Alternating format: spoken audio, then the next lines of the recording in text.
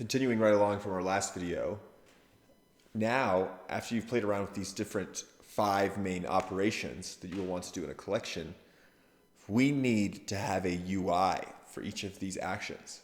So we need a UI for inserting a new document, we need a UI for updating a document, we need a UI for removing a document, as well as looking at a single document, and as well as showing a list of the documents. So let's just start with the easy ones, insert and update. And we actually don't need to build a UI here. We can use an existing Meteor package. So number 8, we're going to say create, insert, and update views. So the first thing we'll want here is to go to our app and add our new files.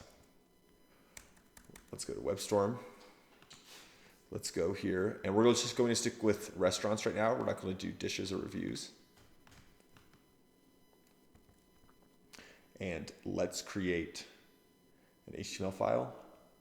And here, again, Meteor doesn't care what you call this file, but it will be easier for your sanity if you know the name of the file you're looking for. And since we want to make the insert and update views, we'll name it similar to that. So why don't we say restaurant, actually we'll say insert restaurant.html. And then let's go ahead and make a template in this file.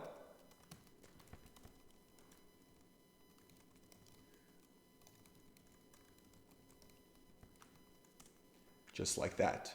And so you'll notice I'm going to name our template the same thing as our HTML file name.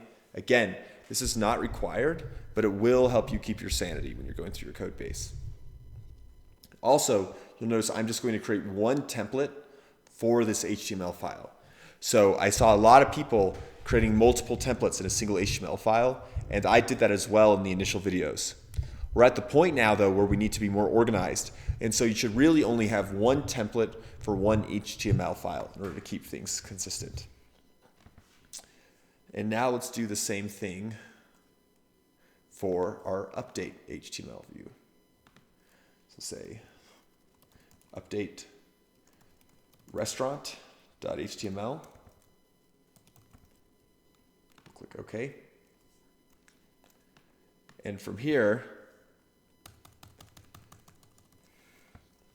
now build our template. Say update restaurant. And cool, now we've got our template made. So if you haven't done that yet, so if you haven't created these 2 views, this is what your collection folder should look like now. So you have you have an insert restaurant.html and an update restaurant.html, and then our normal restaurant collections.js file. So you should pause the video now if you aren't able to finish that. And then moving right along, the next step that we want to do after we've added those new files is we need to install the AutoForm package. So the AutoForm package is going to make it easier for us to generate the forms for these 2 different views. So something that I noticed a lot of you were struggling with was building the form that lets you insert and update these collection documents was pretty confusing. You had to do the event.target, you had to figure out what DOM element you were grabbing the value out of, and it was definitely not simple. And there was a lot of time figuring out how to use the correct HTML with the right bootstrap classes to create those templates. So we're going to use a package called AutoForm that's going to make this a lot easier for us. So we'll come here. And right here, I've got the documentation up, and I'll just save that link. And here you can find the AutoForm package. And to install, we just need to run this command right here.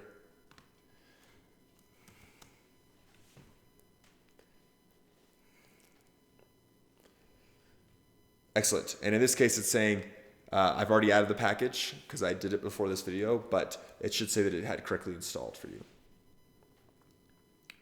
Now from here, if we want to create our insert view, so the first thing we want to do is we want to insert a new document into our collection. Come down here to this a basic insert form, and let's just copy this piece of code. Actually, specifically, we'll copy this thing in the middle. We already have a template that we've created with a name, so all we want is this little bit of Spacebars code right here. So now if we go to WebStorm and we put that in, what this is essentially doing is it's pulling in that package that we were using previously. So you'll kind of recognize some of the syntax, the yield and everything. Don't worry too much about exactly how this is working behind the scenes. Just know there's a few pieces we need to update. So in their example, their collection is called books. Our collection is named restaurants. And then their ID was insert book form. We will just say insert restaurant. And then the type of thing we're trying to do is an insert, so you can leave that the same. I'll save that. So now let's test that this is working. Let's open our app and let's go to localhost 3000. Again, if you're finding that any part of this video is too fast, definitely pause, go back, repeat, or ask a classmate. So here we go to localhost 3000. We're on our default Meteor page. So it's just the standard boilerplate. So let's go ahead and actually get this all cleaned up. So the first thing we want to do is, here we've got this body tag that is the main home page of our application, and we're currently pulling in this hello template. Let's delete the hello template because we don't need that. We'll change this here. We'll say like restaurant app. And over here on the left, that default.js file that got generated when you first started making your project, we don't need that at all. So let's go ahead and let's delete that. Cool. So from here, if we go look at our restaurant app now, see it just says the title, restaurant app. So I want to use I want to use the insert restaurant template. So I decide on the home page right here, I want them to be able to insert a restaurant template. Well, so right here, we're going to insert the restaurant template. So if I want to be able to do that, the name of this template is insert restaurant. So let me come to my home page, and we'll yield in insert restaurant. And now you can see we have the name, average cost, and style fields were automatically created for us. And it even saw that average cost is a number. So we have a normal number ticker right here.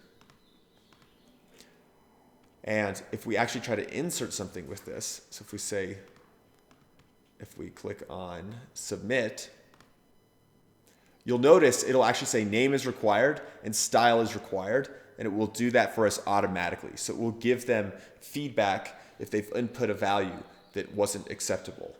And it does all of this magically by just reading the schema that you created. So it can just look at this schema and it knows what fields you need to create this restaurant document. Now this does look pretty ugly, so let's go ahead and actually pull Boot Swatch into our app. So I've got Boot Swatch open here in another tab. I really like the paper theme. So we'll go here, we'll click download our bootstrap.css. I'm going to copy all of that, and then we'll go put it here in our restaurant app CSS file, just like normal. If I save, and we go take a look at our app now.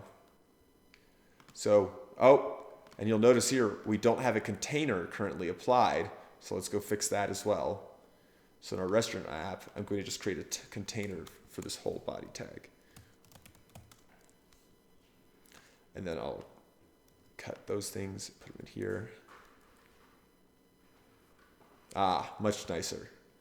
And now you'll notice everything is really nicely styled. And it uses the default Bootstrap classes for you. So as long as we have that Bootstrap CSS pulled in, the auto form package will automatically style our forms the way we want them to be. And if I click submit here, you can see it will say name is required and style is required. So what did we just do to recap? Well, we installed, we are currently in the process of creating our insert and update views. And when I say views, I really should say our insert and update templates. We added those new files, so we have a new file structure here. So under the restaurants folder, under our collections, we have a new HTML file, a JavaScript file, and then another HTML file. And then, after that, we installed the autoform package, just using a normal Meteor add command line command. And then for 8C, we created our insert template using the autoform package. So that was what we did right here. Right here in our insert restaurant.html file. And that's where we copied in this line of code in order for us to create the form for the restaurant. And so there was just a few variables we needed to change so that it understood that we wanted it to do this for the restaurants collection. So go ahead, take a stab at that, try to get your insert restaurant template created, and then include it, close the CSS file, and then include it on the main page of your app and see if you can't get it looking like this.